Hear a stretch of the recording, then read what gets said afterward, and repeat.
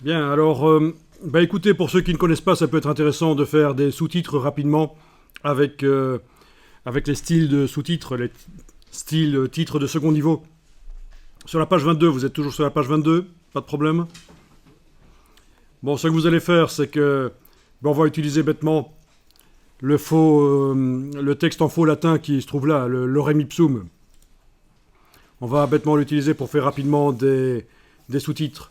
Bon, je vous montre rapidement la procédure, vous allez tester ça après. Je vais juste prendre la première ligne ici, faire un commande X pour couper. Peut-être remplacer ici par une majuscule. Je me mets au début et je colle. Ah oui, donc, excusez-moi, la procédure est un peu foireuse parce qu'il n'y avait pas besoin finalement, dans ce cas-là.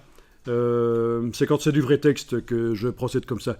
Ici, vous allez simplement faire ceci. Vous allez vous mettre à un certain moment après le début de paragraphe, vous vous mettez à un certain moment à la fin d'un mot. Vous enfoncez juste la touche retour chariot sur le clavier, la grosse touche au milieu du clavier. Voilà, vous avez fait un paragraphe et il faut peut-être aller modifier ici le début. C'est du faux texte de toute façon. Voilà, vous créez donc des sous-titres rapidement à 2-3 endroits sur cette page. Je recommence ici. Je me mets ici à la fin d'un mot, j'enfonce la touche Entrée. Je vais juste mettre une majuscule ici. Voilà. Donc des sous-titres. Bien sûr, je vais leur donner l'aspect de sous-titres. Alors, petite parenthèse ici, remarquez, je suis en train de travailler dans du texte. Et malgré tout, j'arrive à utiliser le raccourci clavier pour prendre la main et bouger sur mon écran. Comment ? C'est pas la barre d'espacement qui est normalement le raccourci pour la main, c'est la touche Alt. La touche Alt, quand on est en train de modifier du texte, sert à appeler temporairement la main pour pouvoir bouger sur l'écran ce qu'on est en train de faire. Donc, bonne astuce. Voilà, vous avez ici fait 2-3 sous-titres. On est d'accord, oui. Je vais aller maintenant dans la palette texte, style de paragraphe. Et je vais appliquer rapidement les sous-titres. Je n'ai pas associé au style titre de second niveau, je ne lui ai pas associé un raccourci clavier. Techniquement, il est possible de le faire. On peut dire, tiens, il y a un raccourci clavier pour ça. Même sans avoir la palette affichée sur l'écran, je peux appliquer. Non, ici, je ne l'ai pas fait, donc je suis obligé d'aller cliquer dans le sous-titre, cliquer sur titre de second niveau, et voilà. Alors, c'est pas génial au niveau design nécessairement, mais ça peut être changé après, c'est le principe. Il suffit de modifier le style et ça modifiera dans tout le document. Que ce soit la police ou la dimension ou quoi que ce soit. Ok, c'est bien. Remarquez qu'on a ici utilisé une police bâton sans empattement pour les sous-titres, alors que pour le corps du texte, le texte principal du document, c'est une police avec bâton, une police à empattement. Une police à empattement, je veux dire. C'est pas une police bâton, c'est une police à empattement. Donc police bâton ici, police à empattement ici. C'est pas interdit de mélanger comme ça deux sortes de polices. Les puristes vont dire, vous pouvez le faire, mais il faut que ce soit le même typographe qui ait créé les deux polices. On va pas aller jusque-là. Ok, ça marche. Ça commence à ressembler à quelque chose, finalement. Un document comme ça, il suffit de peu de choses, hein, finalement. Bon, il y a plusieurs problèmes ici que vous n'avez peut-être pas chez vous parce que vous n'avez peut-être pas pris le même nombre de mots pour faire vos sous-titres, mais c'est pas grave, je vais montrer, vous n'êtes pas obligé de le faire.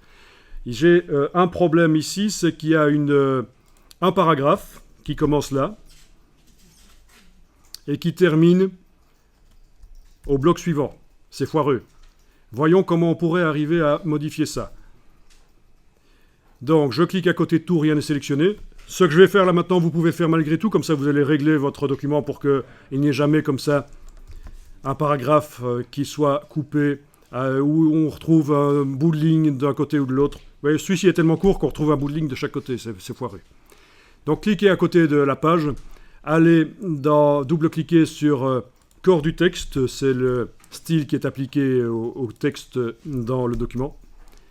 Et alors dans les options d'enchaînement, ici, options d'enchaînement, vous allez pouvoir régler en quelque sorte l'automatisation de la mise en page pour tout le document. On coche ligne solidaire. On ne veut pas que toutes les lignes du paragraphe se retrouvent systématiquement nécessairement dans une colonne ou l'autre, dans un bloc ou l'autre, mais en tout cas on veut qu'il n'y en ait pas une qui se retrouve toute seule. Et donc, ce n'est pas ceci qu'il faut cocher, c'est ceci qui était déjà coché. Et vous décidez, tiens, je veux au minimum 3 lignes au début du paragraphe, quand il est en fin de colonne, au minimum 3 lignes à la fin du paragraphe. Donc, je répète, au minimum 3 lignes au début du paragraphe quand il est en fin de colonne, ou en fin de bloc, et au minimum 3 lignes à la fin du paragraphe quand il est en début de colonne ou de bloc. Enfin, vous voyez le principe, en faisant ça, normalement, ça se voit déjà quand on coche et qu'on décoche la case aperçue ici, on voit que le problème est réglé. Donc tout ça pour vous faire découvrir qu'il existe des automatismes dans InDesign pour que la mise en page fonctionne un peu toute seule bien. Ici, on a dit minimum 3 lignes toutes seules en début ou en fin de paragraphe. Ok. Autre problème que je vois ici, qui n'est pas nécessairement un problème.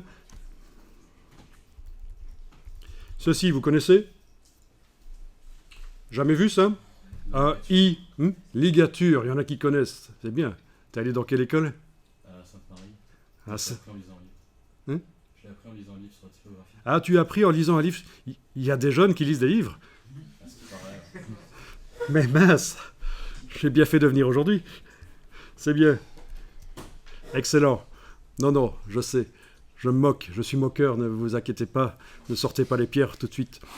Ok, donc, oui, les ligatures. Les ligatures, on va les désactiver aussi tant qu'on y est. On va aller double-cliquer sur corps du texte et on va aller dans les formats de caractères de base ou avancés.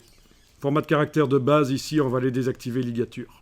Et normalement, donc, quand on a des I qui suivent des F comme ça, ils ne seront pas liés.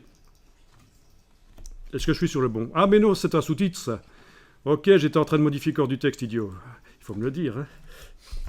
Donc, c'est dans titre de second niveau, en fait. C'était ça, dans titre de second niveau. Je pourrais le faire aussi dans les titres principaux, bien sûr, aussi.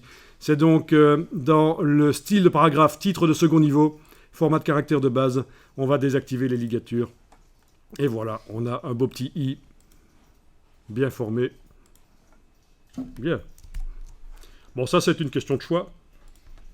C'est si on veut ou pas.